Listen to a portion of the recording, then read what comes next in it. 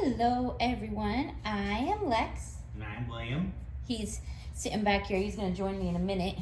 We're down on the floor in beanbags to make this video, so it's going to be a little awkward. It might take us a moment to get around. And it is about 90 something degrees, so excuse me while yeah, everyone just got like hungry for sugar when I did that, unfortunately. But it is really hot in here, so I need a cold drink. Un momento. Très bien. So many Hot Wheels. Before I put my appraiser's gloves on and can't interact with the touch screen anymore, just a little bit of a lot of different things. As you can see, we got a large lot the other day, which is what I'm going to use for this video. And they've all been categorized basically by year. And then we also out here for one of our, let me see if I can zoom in. See that? Probably not the greatest quality now, but those are actually Batmobiles and a Riddler's car. That's for one of our finder's fee patrons. So they can have, they were looking explicitly for comic book designated Hot Wheels to add to a part of their comic book collection, not even as a Hot Wheels collection. So those might not end up in the shop. And over here as well, these are what I like to call crossovers. I'll get into some of those later, but there you can see like there's a Barbie Bus. So that's great for Barbie collectors or Hot Wheels collectors. I think there's a Peanuts cartoon one in there. So different things, like there's like a McDonald's one. And then here we have a bunch of different pieces from the 1990s, 1980s, only 3, and then 1970s too. Neither of these are red lines. We'll discuss that a little bit. We've discussed it in another video, but I'll go over it really quick again. And then over here, what I like to call flamers, which a lot of people like to collect. So I could give you maybe a little tiny glance of some that have been set aside again for our finder's fee patron over there. But in the package, that's a very contemporary piece, very modern one. But I've got them all out here by year. So just a quick little overview. Set that back down. Look, I'm already 2 minutes in and I haven't actually said anything about Hot Wheels yet, but if we take the time to put them all out, we might as well. Yeah, it's a cool overhead shot. Exactly. So Hot Wheels, 1968 by Mattel. Red lines, those very early editions, specifically 1968 through 73. Yeah, it's basically the first number of years production lines had the red lines around the tires. I swear I'm not eating candy while I'm sitting here. No, that's not at all what that is. So interesting little bit of, if you're into collectible, you know, just information in general. Elliot Handler, the founder of Hot Wheels, married and partnered with Ruth Handler, the creator of Barbie doll. I did not know that. Oh yeah, they keep talent in the family there. Yeah. So, yep. So now I made everyone want a soda, and now I'm chewing on candy and talking about it, which I apologize for anyone who's, I don't know, triggered by ASMR of chewing. But I'm really hot, I'm really hungry, and a little piece of chocolate sometimes is the fastest way. The gloves are right there. Thank you. You can use your words. They don't mind if you ask me for your gloves. I've misplaced my gloves. Here, use these. They're cleaner. Okay. Use my gloves. So, since I'm not wearing them anyway, I sit here and drink. Good condition pieces worth more generally. Just a general topic for anyone who's looking to resell or to add to their collection. Maybe you're a new collector. That's something you're going to know as you start to collect. Yeah, you can play with the phone. You can do whatever you want. I got you a little black piece of felt here if you want to go all flashy. Just kind of show some of the cars while you talk, just to get the screen not So red lines worth more, good condition worth more. In the original cases, worth more. The most expensive Hot Wheels in the world is currently owned by a collector from North America, actually on the East Coast. I'll link a video. He has videos online from YouTube. Extraordinary collection. He has a whole office that was created by an architect just to display his Hot Wheels collection. Right. Excuse me.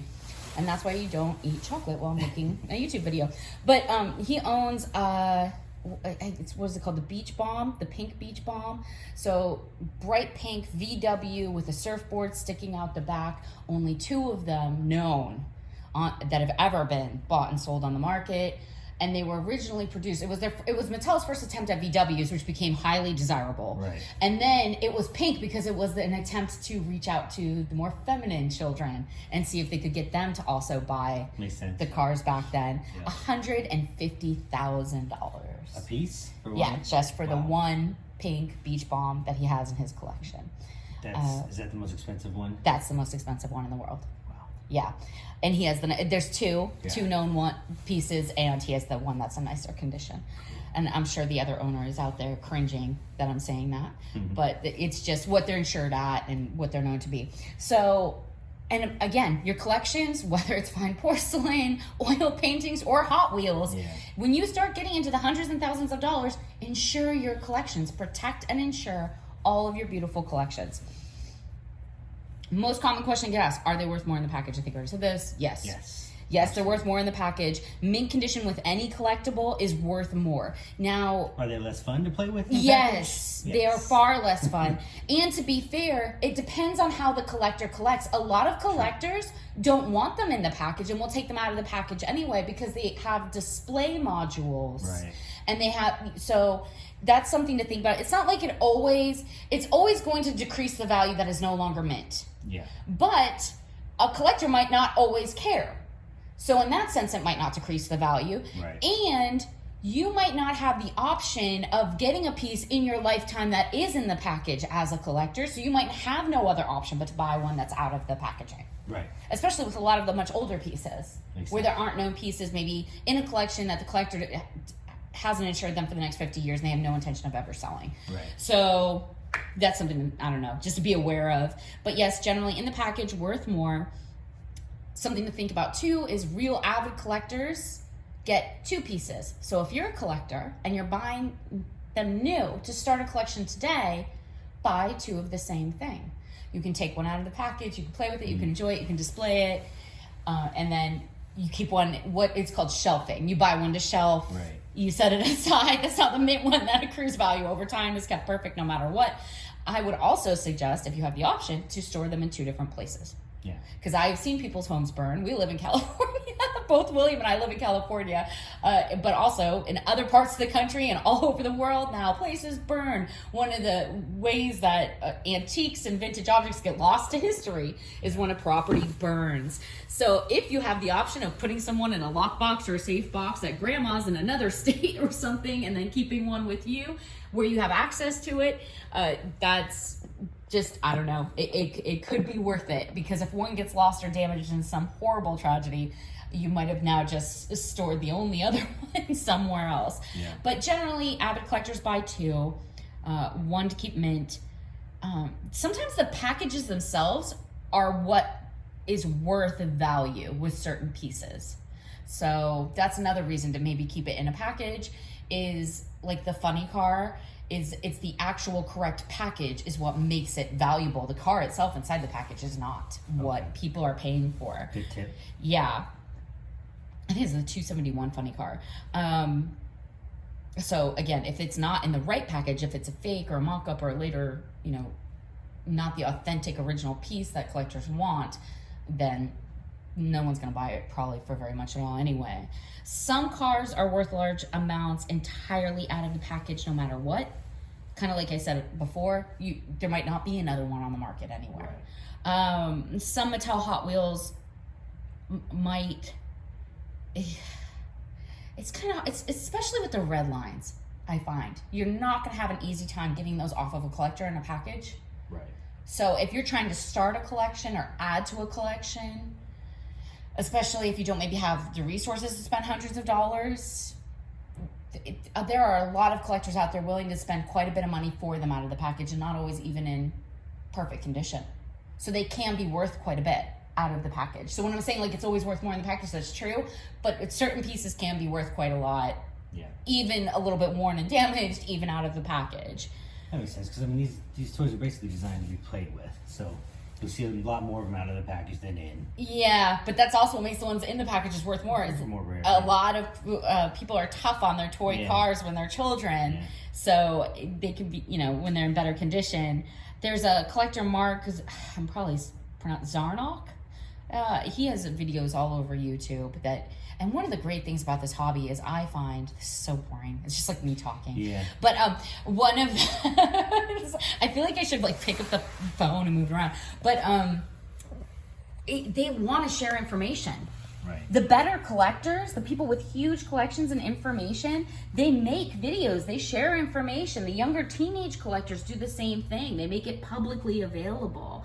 Now, to be totally honest, if you have a very specific question about something that only 1 or 2 collectors in the world are going to be able to answer you about, which by the way, sometimes the collectors have quite a bit more information than Mattel. Mattel didn't store all of its products. That some of the collectors have larger collections than Mattel does. So they might charge you a fee for specific information because these are people that also publish books and encyclopedias because they have the information. So sometimes if you reach out to them, you might get charged a small fee. But generally, most collectors that might have the information you need are more than happy to share it and already publicly share it. Right. So that it really makes the hobby kind of more fun for people. But yeah, Mark Zarnock? I always want to say like Zora or something. It just sounds so like Space Invaders to me. It's such a cool last name. But he has a bunch of videos, historian, avid collector. So if you have questions, like specific questions, you can reference these things online and research them pretty easily through even YouTube videos like his, which are pretty, enjoyable. It's not like you're having to sit there and read a book for an hour and a half. And it's also incredibly useful. I shouldn't just be talking about, our patrons and buyers, although we love you all. Also for the resellers out there, or maybe you're a collector who resells sometimes after you've collected. That if you're a reseller, being willing to go the extra mile, do the research, get online and learn these things before passing the items into your patrons' hands, whoever they might be, or the next collector's hands. That can increase the value of the object if you know what you're doing, know what you're talking about, and it's also going to breed a lot of trust and loyalty from the people around you. You're taking the time, like them, to be like a historian and really care. So it's worth watching some of these videos. Redline's worth a bit more. VW's worth a bit more, just general things. Supply and demand affects value with collectible items. I can't say it enough. People think, oh, it's just rare, it's more valuable. That's not always true. It's not just about the supply that's available. It's also about who wants it, why, and when. Yeah. So when we talk about appraising collectible objects, this is something that we've learned over 20 years of experience.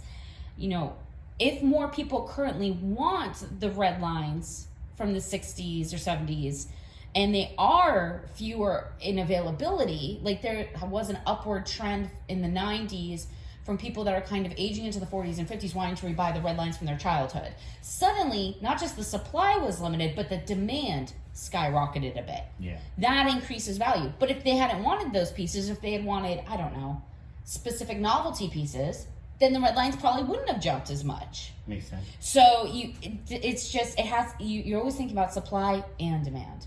And if something is so rare that it's never on the market at all, that can actually reduce its value, oddly enough. People think, oh, it's so rare, or one of a kind makes it so unique. If it can't be comparably priced at a market value over spans of years or decades, and there is only one and it never comes to market, that can actually significantly reduce the value of some things. There's no precedent which to base the price off of.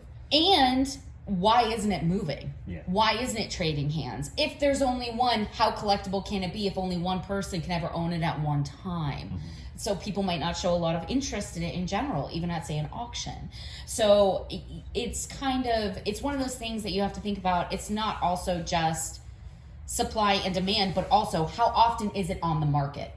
Because it actually needs to be on the market a little bit. It needs to be trading hands a little bit to be worth value.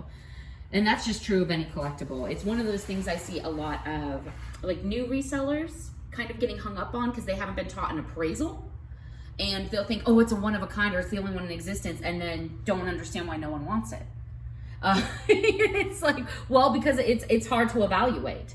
And it might not be collectible because other people don't want it as well, or no, only one person can have it.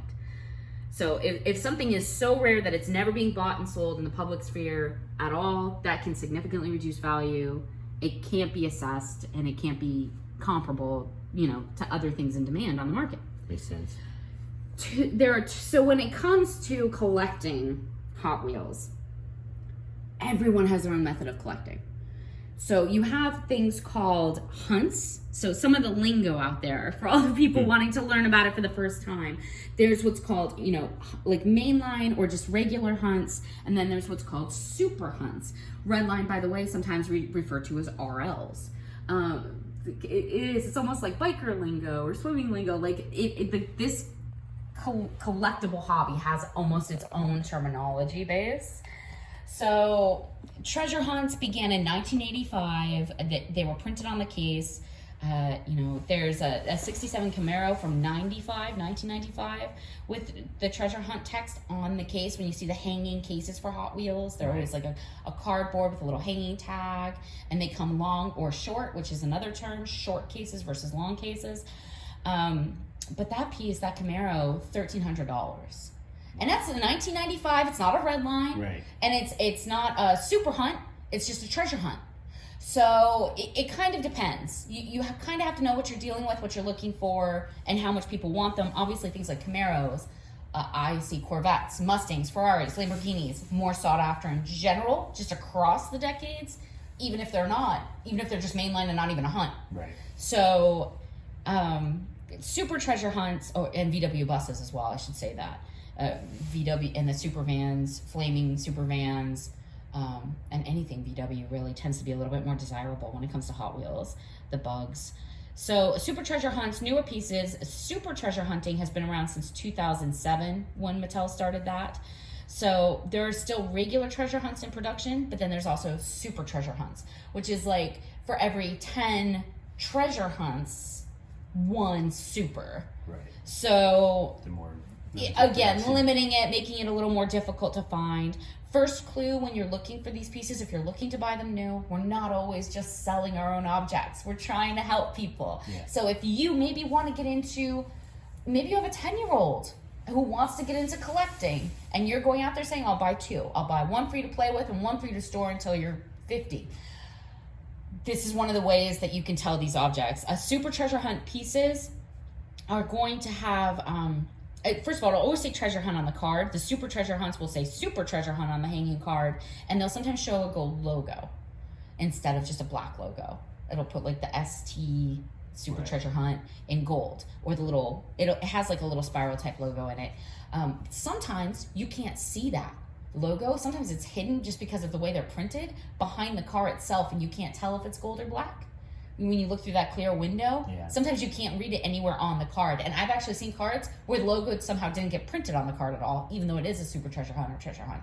So it's a clue, and it helps, and you can look for it, look for the golds, but it could be something good and not have that on that. I should just mention it. But there are other ways to know, like the paint job is very important. There's something called Spectra flame paint. So on this, I printed this out for everybody. I kind of wanted to have all sorts of like research information for other videos over here. I will get into that in a moment. That I made that chart for everyone. Should I show it for everyone? You can show it. I'll explain it. So when you're doing super versus mainline hunts, both will have like on the package, they'll say like 8 of 10 or 9 of 10 or 10 of 10. So you can't really tell that way. But the supers have what's called Spectra, something like that. Spectra flame paint. So it's like always metallic or always a polished chrome base with like a clear candy lacquer over it. So they look super fancy. Yeah. They tend to look nicer right. than the same exact card that's from the mainline hunt or just the regular mainline. Right. They also usually have different rim and wheel details. So that's something you can kind of check for if you get more into the hobby. The wheels look a little bit different between the supers and the mainlines. The supers always also have the acronym TH, standing for treasure hunt. That acronym on the car itself. So even if you can't see the Lego, even if you can't, you can't tell a lot. No, not underneath, like printed on the card, like maybe on the hood, maybe on the side, maybe above a wheel, like it's an advertisement logo a little bit. Yeah. And some of these, by the way, you almost need a loop when you really get into collecting these. Like a jeweler's loop. Yes. So we have a jeweler's loop here, but a loop, you can just buy them on Amazon, very inexpensive. It's a magnifying glass with light. It's the same thing that diamond appraisers use. Right. we're like selling this brand for them, even though we don't get comps or anything. Like we're not at a point where anyone's like asking us to advertise anything. But this is a loop, and that can help with some of these have very fine writing and logos. And if you're checking for like the Ford Charger horse on the front of the hood, it can be very, very small. Even checking the years can be sometimes challenging, years of production. Oh my gosh, on the bottom, especially if they're worn or not engraved well or imprinted well. So, but they will say treasure TH somewhere on the Supers. Every time it's somewhere on there. There's 25th anniversary pieces that have been coming out, and they also say 25. So they'll say like TH 25 or 25 TH. Do another lap of the cars here. Yeah, and you can like try to like, I don't know, maybe show how tiny some of these little printings on these things can be. They can be very small. So I'll search for a good example here. Avid collectors, I don't know, maybe you want to get into collecting, maybe you're just trying to know more as a reseller. Wow, that one really got roughed up. Oh, this one? Someone showed that one a lot of love. It's been in some accidents. You know, needs a new paint job. That was the one that fell off the loop-de-loop track more than once. I remember those. Those are fun. Or got blown up with like bottle rockets or something. So yeah, I mean, some of the writing is really small. I feel like maybe I'm talking too much too fast. I'm trying to give so much information so quickly. No, it's okay. Collectors will often buy these by the case. And when they come into businesses for retail distribution from Mattel, they come in cases, and cardboard cases is how they're released. So, 72 cars in every case. Right. So 15 Mattel cases a year, one super treasure hunt in each of those 15 cases. You can search online for, very useful screenshots of each year's super treasure hunts that collectors love to share with people. Sometimes you'll have the information before they're even released. Right. Because those collectors are out there managing to find them. Like, I don't know if their friends work in the factory or what. But yeah, they got to hook up. And so the information will often be online, and then you can get a good look at it and maybe help. If you're helping a child start a new collection to play with and collect, then you can get an idea of what they look like and know what you're looking for. You can actually sometimes find these in like Dollar General stores for $1. So it can be fun for a child. Yeah. And even if you can't find a treasure hunt or super treasure hunt, that kid's certainly going to come away with a $1 toy to play with. Yeah. So that's, I don't know. Sometimes we're not always thinking about people with $1,000 collections. Not that we're not thinking about you, of course we are, but we're also thinking about bringing new people into these hobbies and traditions so that they're maintained over time. And it really is a fun hobby. People love sharing information. It's, how sometimes people get cagey with information for very unique or rare items, and not so with Hot Wheels. It very much with marbles, people can be very cagey. Absolutely. But with Hot Wheels, people just love it so much. They love sharing the information. They love going to collectible shows, showing off their collections, opening small museums and communities of their collections for people to view for free. Right. So it is really fun.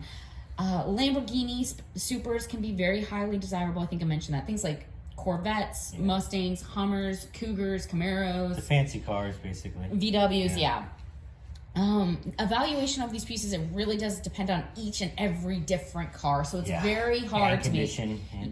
Condition, absolutely. Yeah. Absolutely. But it's hard to make generalizations easy in a video for people of especially for resellers of what to look for. You kind of need to learn a little bit. And if you come across... say, this was a lot that William salvaged. Right. It's not the first time. You got one about a month ago, I want to say, that we're already starting to put some of those pieces online in groups. All these. So someone will sell them in a big bag, and then William's always like, they're going to get so scratched up, and there might be good things in there.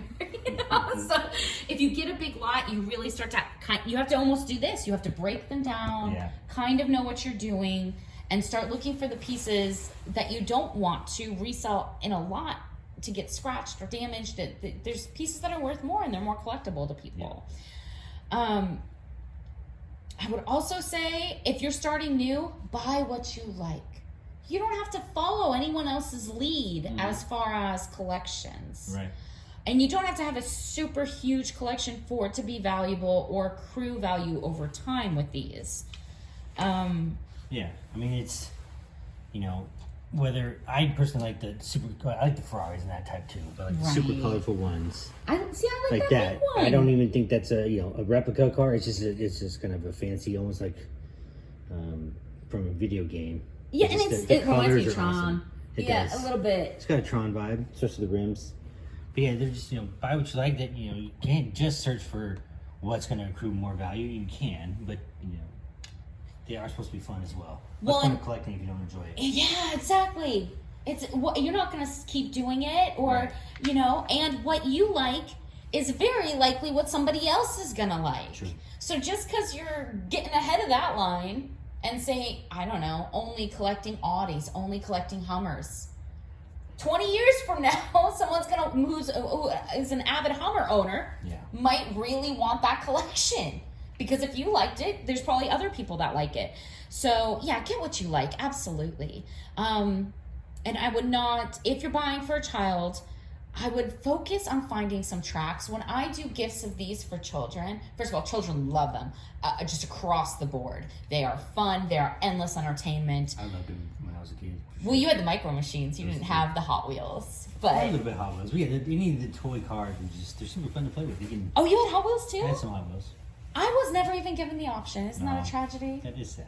Yeah, and I was autonomophobic, and I was only ever told to play with dolls, and I was terrified of them. That's not good. So I had a lot of books. I actually started to enjoy reading, which you're welcome, everyone. Now I'm like, all I do is research, read, and help other people with vintage objects. So I don't know. Maybe it worked out in the end. Maybe that was my sacrifice to the universe. Right. But I would have loved little cars as a child. I used to watch the commercials, when you're watching Saturday morning cartoons with like the loop-de-loop tracks, and I used to wish, and I just wasn't, it wasn't considered feminine or something. Yeah. But it was given tons of dolls, especially very fine dolls that I hated. Yeah, sure. Oh, they used to watch me. I was convinced some of them would move around my house. Anyway, I had a terror of them. They were awful. Some people really enjoy them. I just wasn't one of those people. Right. Yeah, but if you're buying for kids, if they're a child that maybe wants to get into collecting, like say 10 to 14 to 15, buy two. Buy one to play with, one for them to set aside on a wall or beautiful display. I've seen some children that have beautiful displays in game rooms and toy rooms, so I wouldn't discount them as collectors. But I would also say for younger children, it's okay to get kind of a beat up or worn lot. Children don't care. As long as the wheels work correctly, they are going to have a blast. Right. And the more colors, the more different styles, it doesn't matter if they're mostly worthless, they're going to enjoy that because they want to crash them into each other, and they want to have little groups of people fighting each other, and that's just kind of how they think. Like, remember how you were when you were a kid. You don't want a collection hanging on a wall of one object over and over. Like you wanted things to play with and pretend with. So I would say get a larger lot, more worn. You don't have to pay premium prices, and you certainly don't have to pay retail if you're doing that sort of a thing. Right. And focus on getting some of the accessories. Kids love the accessories. The little tow trucks and trailer flatbeds and the little tracks that cars run on. Those tend to make them more fun for kids. Yep. And colors, especially much younger kids. Red, primary color, one of the first colors baby learns to see. Mm-hmm. Colors are fun for children. They excite that optic nerve and kind of wake the brain up and all that. The sparkles too. No, I feel like I'm going to get child behavioral studies from people. But let's move on. Moving on. 500,000 styles have been produced. You are never going to collect every Hot Wheels. No. The best collectors in the world have never collected and would never collect every Hot Wheel. You can't do it. And they've become more aggressive in production. Yeah. So it's not going to happen. So don't think of that. Think of specific things that you like, a specific year that you want to chase down everything in that year, maybe a specific color, a specific car model, just BMWs, just Audis. I don't know what you're into, but a specific series, just comic book cars, just flamers, just treasure hunt pieces. Maybe you're just collecting the treasure hunts and the super treasure hunts. That could be a great way to go about it. And that's fun with kids to do that too. If it's almost like TY Beanie Babies, it's something you can do with your children, or with your nephews or nieces. Like, they don't have to be your children. Although generally they shouldn't be somebody else's children. Yeah. That sounds odd. But or some combination. Just pick out your favorites. Yeah. So marks. Let's start going over marks. GM. So when you're dealing with Hot Wheels, when you don't have the case, flip them over. When you flip them over, you're going to learn all sorts of things about them. Here's a couple for you to play with and show people. Okay. So GM stands for General Motors. TM stands for trademark, C in a circle stands for copyright. Sometimes it's on the cars, sometimes it isn't. It's not that important. The original packaging is always going to be the best way to authenticate the item. If you don't have the original packaging, get a WorthPoint account and start looking at other people's sale pictures. Go on eBay and look up sold photos. You're looking at the photos, not the values, the photos, so that you can see what an authentic item's packaging maybe looked like. Right. And hopefully you can find some of that information online if you don't personally have access to it. Long cards and short cards, some of that Hot Wheels terminology, it has to do with the length of the card that they hang inside of. There's a longer one and a shorter one. That's all it means. It's a term for the hanging case. And that's always the way they're shown and produced for retail distribution. There's 15 new cases of 72 cars each.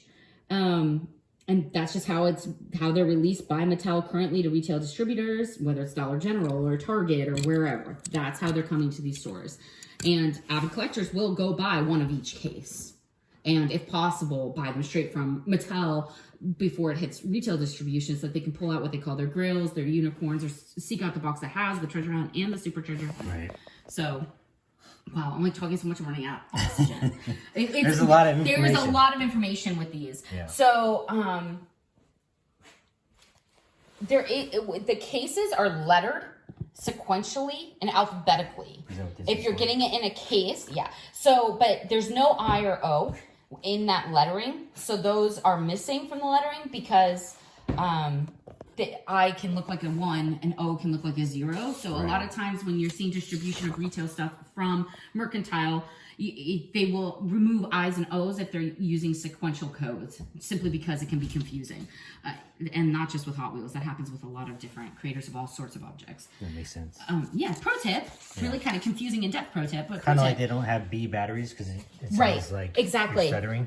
Yeah, it's BB. B batteries. BB. So the cases are lettered sequentially, and that lettering is often on the back of the card, above usually a serial number. There's 3 types of production lines. So there's American, short, and international.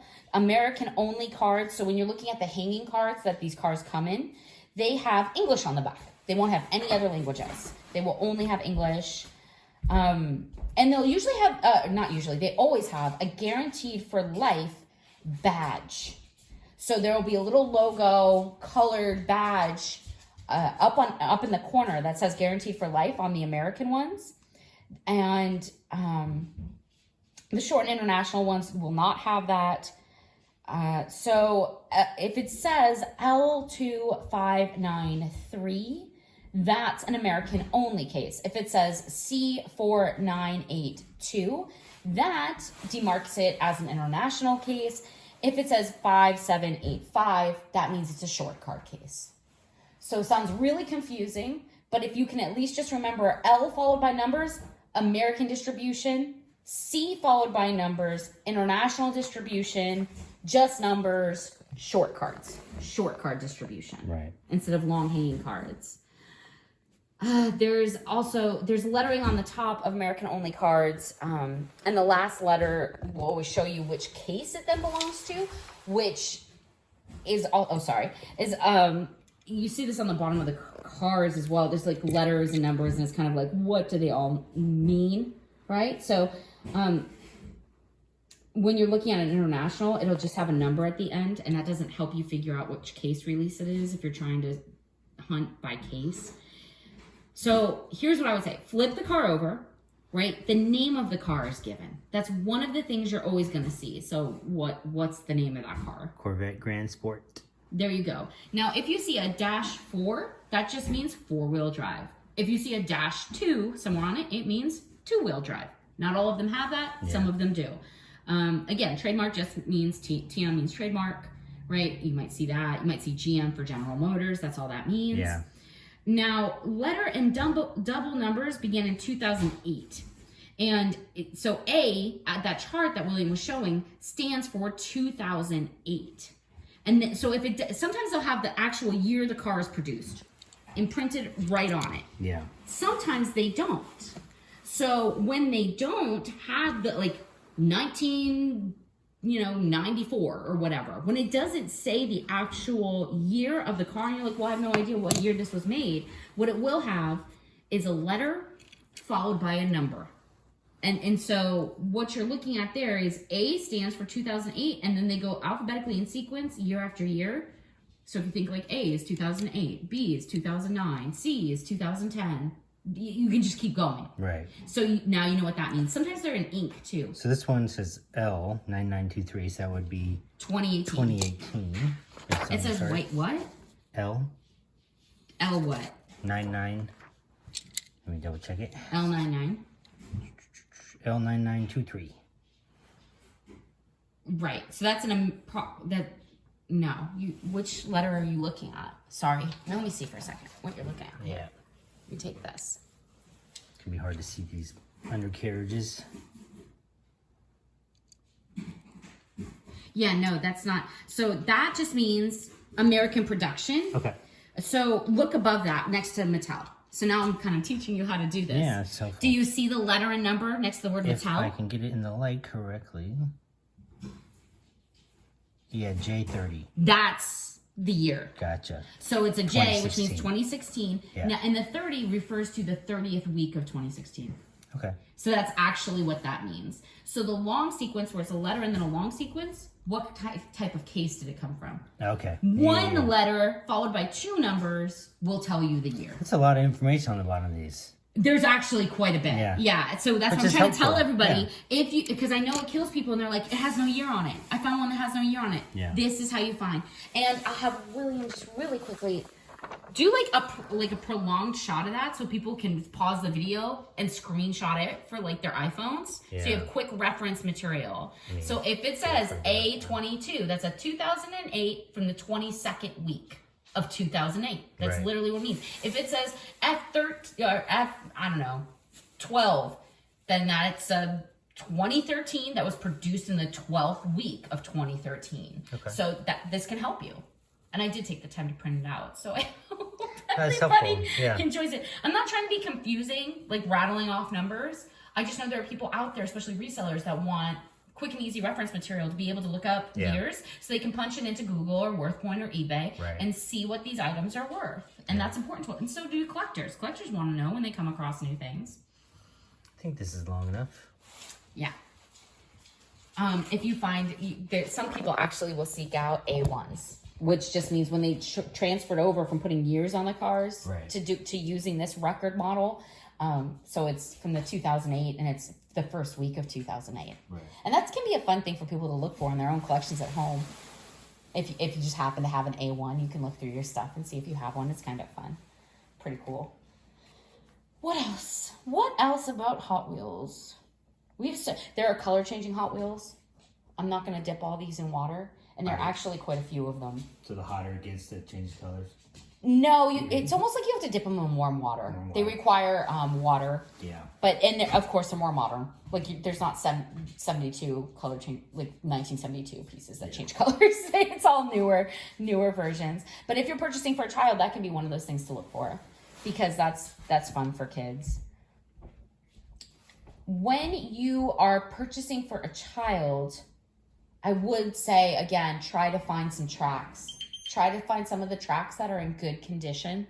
Because that, like the loop-de-loops and the racing side-by-sides, that makes, like I've seen kids play with these toys. And yes, they can play with them anywhere. That's true. And they will make their own little things out of books and other toys and things. But the tracks are awesome. The tracks are really fun. You can really get these cars going on those little tracks. And they are cool. When you're purchasing, if you're purchasing as a gift for a collector, new, buy two. They're going to appreciate that thoughtfulness. Because what you're doing is giving that collector, you're saying, I acknowledge you're a collector. I bought you two of this car so that you could shelf one and maybe display one in your toy room or whatever. So that's just, or if you're a collector, start buying two. A lot of collectors always buy two. They buy the same car in pairs over and over whenever they can. All of that being said, if you're, let me maybe just mention this really quick. Vintage rumblers do well. You kind of have one that looks a little bit like a rumbler. It's like a bobsled team in this mix somewhere. I don't know where. Yeah, I see it. You see it? Can you get out of your beanbag? I will try. So you see those little blue men in there? This one's actually not a rumbler, but you see those little blue people? The vintage little blue people, the little stunt, like motorcycle and different like stunt cars with people inside of them, those tend to go for more money. When they have the little people that click on, $100 to $300 each for the vintage rumblers. Wow. Yeah. So, you know, RLs, let's talk about red lines. So RLs, Corvette RLs can go for $300. Apple Green Nomad RL goes for around $85. The 1968 purple Cougar RL, $280 plus. Now that Cougar, the purple Cougar, trends up year after year. Okay. So it was going for like $100, and then it was going for $140, and then it was going for $200, and now it's going for $280. Mm-hmm. So that's one of those ones I would definitely watch out for. A lot of those older redline collectors are seeking those out and willing to pay more for them. 1968 Dodge Charger, $330. The Barracudas from the RL, the red lines, $150 to $160. Mod Quad in blue, $70. Mercedes-Benz RL, the 280 could be $50. There's an olive Corvette that goes for around $100 from the red lines. There's a 1967 Diora that goes for $65 or more usually. Like there's a Mighty Maverick, the Hot Heap, the Gremlin. I'm just like rambling. I'm thinking of them in my head.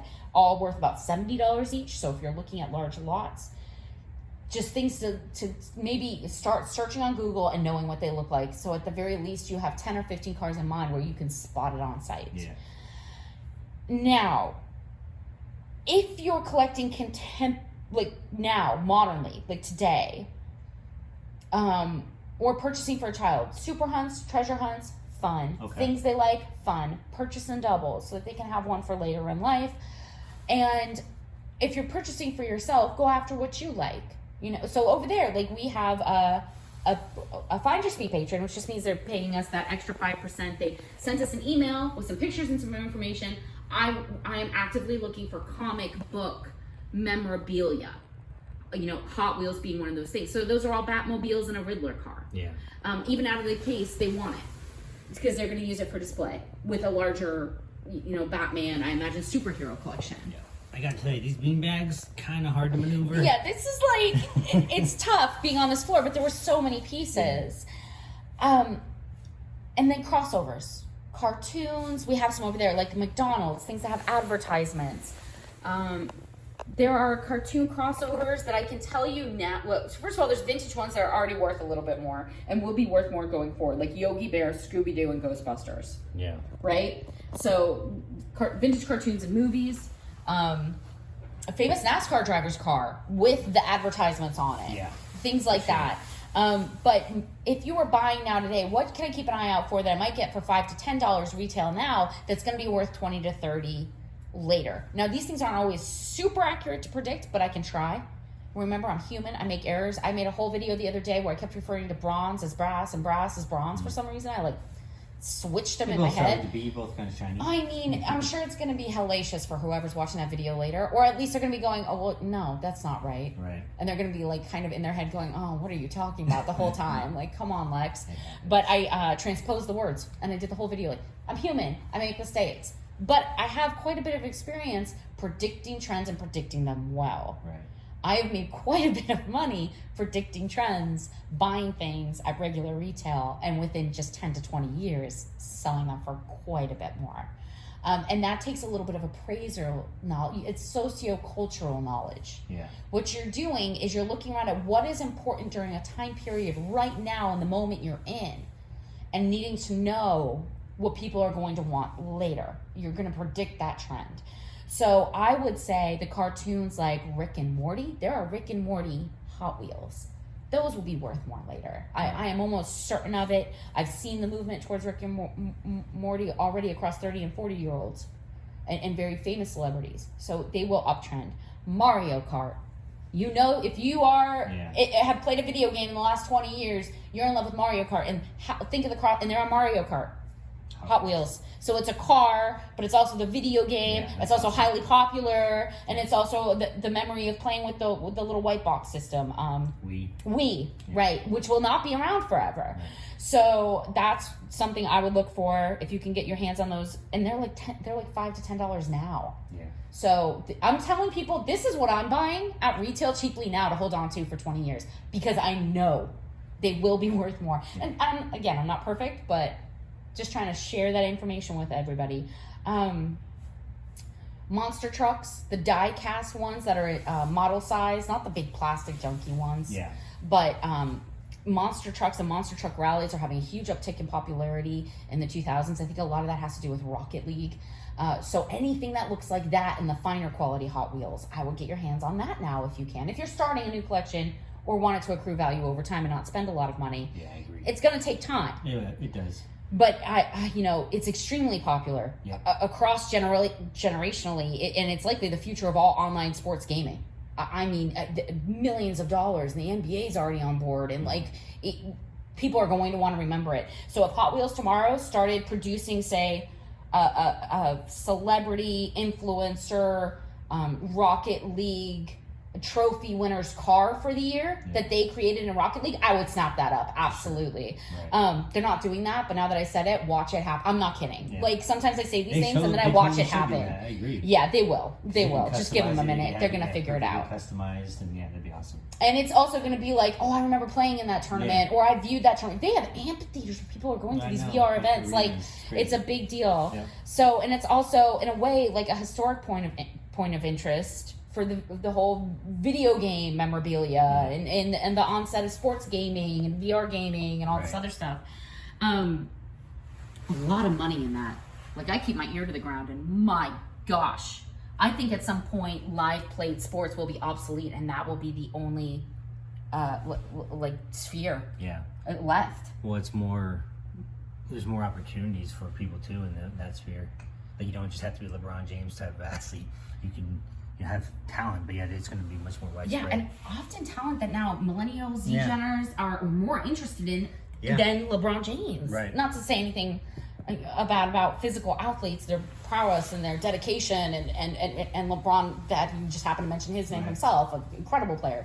But moving forward, these kids are living behind optics lenses now. Yeah. They are not... they aren't even and honestly, with the onset of COVID, a lot of that stuff getting shut down, larger populations and diseases moving into the future. Again, I think in socio-cultural economic terms, a lot of these places will be shut down over time.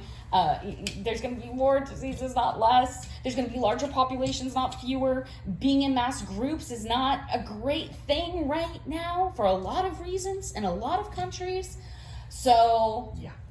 the safety of being behind a screen and interacting, come 3012, we will be long gone. 3012, right? We'll be long gone. But that's what I'm saying. Like, I think in those terms a lot of times, and I'm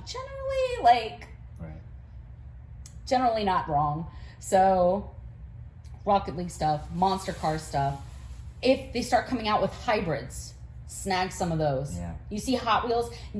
I don't care if you're into a huge 4x4 pickup that only guzzles diesel. I have no bias against you as a collector or human.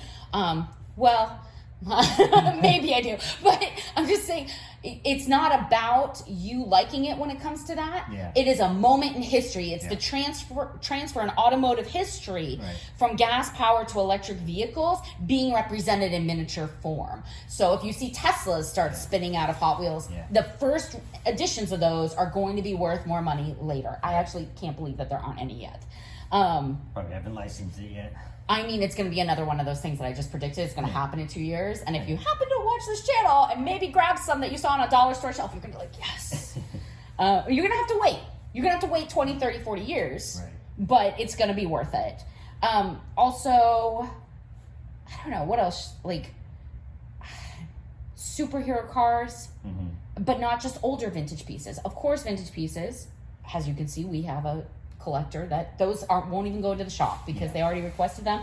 But these ones, obviously, again. If you think, like, if Disney or Pixar comes out with, like, an entirely new superhero, say, in 2027, I don't know. The Singularity instead of Dr. Manhattan. I don't know. No, but you know, Superman, Spider-Man, those were new. Like when Stan Lee wrote them, they were brand new to the world. Right. When he was showing a socio-economic moment in time, the ethics and morality of a specific culture, all these things, the creative arts and the artistry, of course, and the genre. Yeah. But they were new to the world. They didn't exist before that. Before that, it was like Cowboys-based stuff, and before that, it was, you know. So at some point, it will be something like The Singularity by Pixar. Now, if The Singularity has like a water-powered ion hovercraft, right? You know, in 2027 in the movie, and he becomes incredibly, like, he's the new genre of all superheroes, go pick one of those up by Hot Wheels. Right. Right? Because that makes sense. We're a collectible store. I can't always talk about Dresden. Sometimes I'm trying to, like, get across that bigger message of you can become aware of what matters as a collectible object through time. Yeah. And it's not that difficult. If you just kind of put your nose to the grindstone with research a little bit, be aware of pop culture, look around, ask kids you know what they like, ask teenagers, be aware of what other people like. Yeah. When you think about collectability as an assessor, you know, the advent of any new age of technology is extremely important. And you can figure out when that's happening in real time very often. Like people who started making little toy, you know, Model T Fords when they first came out in die cast. I mean, they knew. They were like, this is a car, adults. Yeah. It's a brand new piece of technology. Children want one. Right. I feel like I've said so much. Said almost an hour's worth. Okay. Well, yeah, then I'm going to stop. It's super helpful, though. I mean, this has been a thorough review of the Hot Wheels, which are, again, highly collectible, highly fun. I want to move the camera around. Yeah. You're better at this than me. Like, I'm always more jittery, I've noticed. It's all those cinematography courses I took. I'm trying to mimic your two-hand approach of, like... Gotta be steady, going slow. Yeah. These, like, the older 1970s ones are pretty cool. If you go slow, it makes it super dramatic. See, you just build the tension. Oh, my goodness. There you go. So dramatic. It's kind of fun. This one's kind of neat. I don't have my gloves on, but it's got a little... Check that out. Yeah. It's got like a little tractor trailer sliding loader. Yeah. Some of these are really... I like these. Some people collect like these too. Yeah. With the ones that just actually say Hot Wheels. Mm-hmm. And they'll just have a collection of that sort of a thing. This is cool. Yeah, you can have a car or even imagine a car. They kind of make it. There's another... That one's like a charger. Yeah. Looks like it. Charger, so like that and... Where's the other one that I was just like that? You could do like it's just a Hot Wheels logo, blues and orange collection. Oh, look, there's another one. You found another one. Yeah. See, maybe we should put those together for somebody to buy as a group so they can start doing that. I just realized this is a Superman car. Oh my gosh, you got to put that in the other pile then. Totally got to put that. Now the finder's fee person gets a Superman that we just found. Now we get the fifth car. 3 Batmobiles, a Riddler, and a Superman. They're going to be thrilled. It's kind of funny. I don't know if Superman would drive a car, but it's just still pretty cool. Some of these, there's actually like a Ronald McDonald over here. Yeah. And the Tom and Jerry, that's pretty cool. And Barbie, very cool. These I'll probably leave lotted together. Yeah. For someone who wants to maybe start or add to a crossover and advertisements collection. Because how often do you get to see, like that's a major, two types of collectors going on there. The little Barbie thing is so funny. Look at that. That's crazy.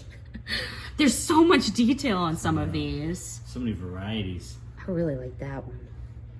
I'm drawn to kind of like the T-Bird looking type. Like anything with that big square structure, muscle car type. The big engines. Which is funny because most of the people I know that are current collectors really like the newer, like spoilers on the back, Nissan. Mm-hmm. You know? Like this. Yeah, like that. Like more kind of... Yeah. That one says Hot Wheels too, actually. Oh, that's kind of neat. Yeah, and then see, that's that different kind of nicer paint. Yeah, see that tiny look on the hood. See, this is where I can't hold it very steady. I'm not very. See that? It's there. Yeah, that's why you need a loop almost sometimes. Yeah. So good overview. Did we do good? I think Did you so. show the people all the markings underneath on the little example sheet? Yep. Okay, thanks everybody. We hope you enjoyed it. I'm gonna leave you with just one last little like and subscribe if you want to. Glimpse of these guys. Look at that Superman. That's a great piece. It's on fire. I actually love this matte gray too. There we go. Oh yeah, William says like and subscribe. For I sure. say get out there and collect and enjoy what you're doing. Thanks everybody. Cheers.